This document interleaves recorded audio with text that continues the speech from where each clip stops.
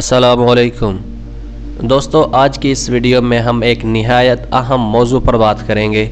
جو کہ ہمارے ایک ویور نے ہم سے پوچھا تھا۔ ان کا سوال یہ تھا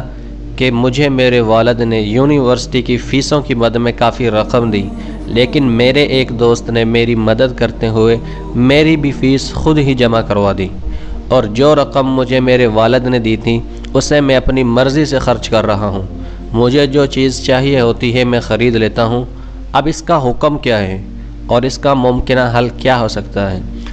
دوستو، یہ ایک بہت حساس معاملہ ہے۔ ہم میں سے اکثر لوگ جو طالب علمی کے زمانے سے گزرتے ہیں وہ اکثر اپنے والدین کی طرف سے دی گئی رقم کو اپنے اخراجات کے لیے خرچ کر دیتے ہیں۔ تو اس کا حکم کیا ہے اور علماء کرام کی اس کے متعلق رائے کیا ہے وہ ہم آپ کو بتا دیتے ہیں۔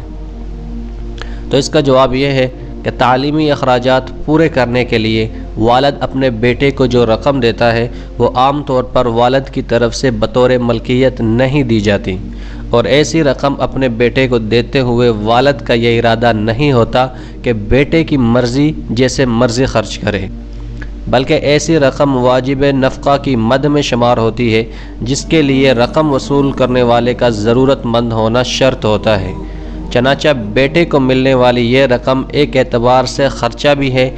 لیکن ساتھ میں اس کا مصرف بھی والد کی طرف سے معین ہے، اور وہ ہے جامعہ کی فیس۔ لیکن ساتھ ہی ساتھ والد نے اس بات کا بھی اشارہ کر دیا ہے کہ یہ رقم صرف اور صرف آپ کے جامعہ کی فیس کے لیے ہے اور آپ نے یہ صرف وہاں پر جمع کروانی ہے۔ علماء کرام نے یہ بات وضاحت کے ساتھ لکھی ہے کہ اگر کسی شخص کو ایک خاص جگہ پر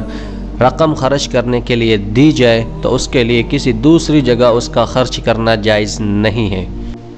چنانچہ جو ماجرا ہوا ہے اس کی خبر والد کو دینا آپ پر واجب ہے، کیونکہ یہ والد کے ساتھ حسن سلوک کا تقاضا ہے، اور اب آپ کی امانت داری کا بھی یہی تقاضا ہے کہ جو آپ کو ان پیسوں کی تعلیمی ضروریات میں ہی خرچ کرنے پر اکسا رہی ہے، یہی وجہ ہے کہ آپ کے دل میں اس معاملے کے متعلق کھٹکا لگنا شروع ہوا ہے۔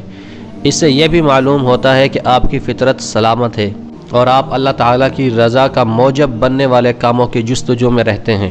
اس لیے آپ پر واجب ہے کہ اپنے اس معاملے کو ٹھیک کر لیں۔ اللہ تعالیٰ معاف کرنے والا اور بخشنے والا ہے۔